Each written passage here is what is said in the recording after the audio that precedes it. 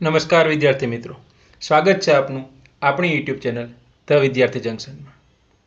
તો આપણે ભણીએ છીએ ધોરણ 6 ગણિત પ્રકરણ 1 સંખ્યા પરિચય. આગળના વિડીયોની અંદર આપણે શીખી ગયા મોટી સંખ્યાઓ તથા ચડતો ઉતરતો ક્રમ.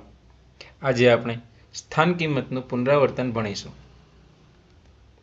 તો વિદ્યાર્થી મિત્રો, તમે અગાઉના ધોરણમાં કરેલા સંખ્યાઓના વિસ્તરણ વિશે ચોક્કસપણે યાદ હશે. તમને યાદ છે કે તમે બે સંખ્યાઓનું વિસ્તરણ કેવી રીતે કરતા હતા? જેમ કે 78, 70 + 8 કરવાથી આપણને 78 મળે છે.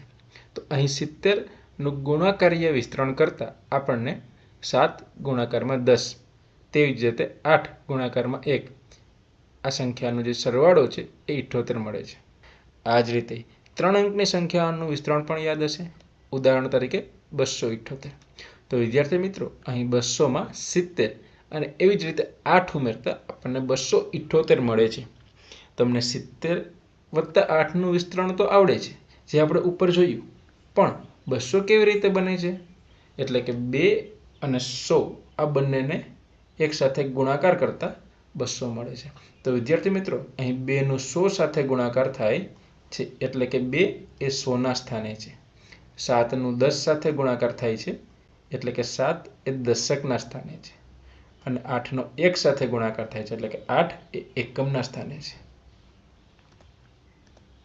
હવે આ જ બાબતને 4 અંકની સંખ્યા માટે વિચારીએ. ઉદાહરણ તરીકે 5278. તો વિદ્યાર્થી મિત્રો, તમને 278નું સંખ્યા વિસ્તરણ આવડે છે અને તેવી જ રીતે તમને તેના સ્થાન કિંમતની પણ ખબર છે. પરંતુ અહીં આગળ છે 5. એ કેવી રીતે બને છે? તો તેનું ગુણાકારીય વિસ્તરણ કરતાં આપણને ખ્યાલ પડે છે. આ 5 આપણને 1000 સાથે ગુણાકાર કરવાથી મળે છે. આથી અહીં 5 એ 1000ના સ્થાને છે એમ કહેવાય. 2 100ના સ્થાને, 7 10ના સ્થાને અને 8 એકમના સ્થાને. આ જ રીતે 5 અંકની સંખ્યાનું વિસ્તરણ કરવાનો પ્રયત્ન કરીએ. ઉદાહરણ તરીકે 45278. તો વિદ્યાર્થી મિત્રો, અહીં 5278ની સંખ્યાનું વિસ્તરણ આપણે અગાઉ જોઈ ગયા. આથી 4ને આપણે 10,000 સાથે ગુણાકાર કરીશું, એટલે કે 40,000. 5ને 1000 સાથે ગુણાકાર કરવાથી 5000. અને તેવી જ રીતે 278ના વિસ્તરણ વિશે આપ જાણો છો. તો અહીં 8 એકમના સ્થાને છે, 7 દશકના સ્થાને, 2 100ના સ્થાને, 5 1000ના સ્થાને અને 4 10,000ના સ્થાને છે. આથી આ સંખ્યાને 45278 એમ વચાય છે. આપણે 6 અંકની સંખ્યાનું વિસ્તરણ આ રીતે લખી શકીએ. તો અહીં તમારી સમક્ષ 6 અંકની સંખ્યા દર્શાવી છે, જે છે 2,46,853. 2,00,000 + 40,000 + 6,000 + 8,000 + 50 + 3 કરવાથી આપણને 2,46,853 મળે છે. તમે જાતે પણ આ સરવાળો કરીને આ સંખ્યા ચકાસી શકો છો. તો હવે આ સંખ્યાને આપણે ગુણાકારના સ્વરૂપમાં વિસ્તરણ કરીને લખીએ તો 2,00,000 કેવી રીતે મળે? તો 2,00,000 એ 2નો લાખ સાથે ગુણાકાર કરવાથી મળે છે. તેવી જ રીતે 4નો 10,000 સાથે ગુણાકાર કરવાથી 40,000, 6નો 1000 સાથે ગુણાકાર કરવાથી 6,000, 8નો 100 સાથે ગુણાકાર કરવાથી 800, 5નો 10 સાથે ગુણાકાર થવાથી 50 અને 3ને 1 સાથે ગુણાકાર કરવાથી 3 મળે છે.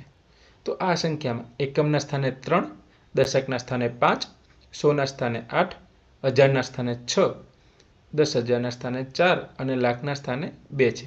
આથી આ સંખ્યાને 2,46,853 વચાય છે. વિદ્યાર્થી મિત્રો, નીચે આપેલી સંખ્યાઓ વાંચવાનો પ્રયત્ન કરો. શું તમને સંખ્યા વાંચવામાં મુશ્કેલી પડી? શું તમને સંખ્યાઓનું સ્વરૂપ સમજવામાં મુશ્કેલી પડી? કેટલીક વાર મોટી સંખ્યાને વાંચવા અને લખવા માટે સંકેતો ઉપયોગી છે. સ્થાન કિંમતના ઉપયોગથી આ સંખ્યા સરળતાથી વાંચી શકાય છે. વિદ્યાર્થી મિત્રો, તમને અહીં એક કોષ્ટક દર્શાવેલું છે. આ કોષ્ટકની અંદર સૌથી ઉપરની હરોળમાં 10 કરોડ, કરોડ, 10 લાખ, લાખ, 10,000, 1000, 100 દશક, એકમ આવી રીતે અલગ અલગ સ્થાન કિંમતો દર્શાવી છે. અને સૌથી પ્રથમ હરોળ ઊભી હરોળની અંદર તમને અલગ અલગ સંખ્યાઓ આપેલી છે. તો સૌથી પ્રથમ તમને 6 અંકની સંખ્યા આપેલી છે. તો વિદ્યાર્થી મિત્રો, જે સંખ્યાનો સૌથી જમણી તરફનો અંક એ એકમના સ્થાને આવશે અને ત્યારબાદ ક્રમિક રીતે આગળ વધતા તમે સંખ્યાને ગોઠવી શકો છો. હવે વાંચતી સમયે સૌ પ્રથમ ધ્યાન રાખવાની બાબત એ છે કે તમારે 1000 અને 10,000ને સાથે વાંચવાના રહેશે, લાખ અને 10 લાખને સાથે વાંચવાના રહેશે, કરોડ અને 10 કરોડને સાથે વાંચવાના રહેશે. તો ચાલો પ્રયત્ન કરીએ. અહીં 7 એ લાખના કોષ્ટકની અંદર છે, એટલે કે 7,34,543. તો આ સંખ્યાને 7,34,543 એમ વચાય છે. તેવી જ રીતે અહીં સૌથી જમણી તરફનો અંક 9 છે. ત્યાંથી શરૂઆત કરીને ક્રમિક રીતે ગોઠવતા આપણને સંખ્યા દરેક કોષ્ટકમાં મળે છે. અહીં 3 એ 10 લાખના કોષ્ટકમાં આવે છે. આથી અહીંથી શરૂઆત કરીએ તો 32,75,829. આથી આ સંખ્યાને 32,75,829 આ રીતે વચાય છે. તેવી જ રીતે સૌથી જમણી તરફનો અંક એ 9 છે અને 9થી શરૂઆત કરીને ક્રમિક રીતે આગળ ગોઠવતા આપણને 6 એ 10 કરોડના કોષ્ટકની અંદર મળે છે.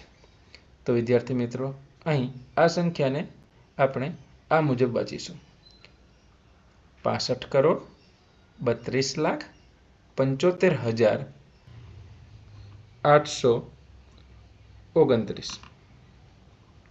આથી આ સંખ્યાને 65 કરોડ 32,75,829 આ રીતે વાંચી શકાશે. આવા જ પ્રકારના શિક્ષણને લગતા વિડીયો જોવા માટે સબસ્ક્રાઇબ કરો વિદ્યાર્થી જંકશન યુટ્યુબ ચેનલને. ધન્યવાદ.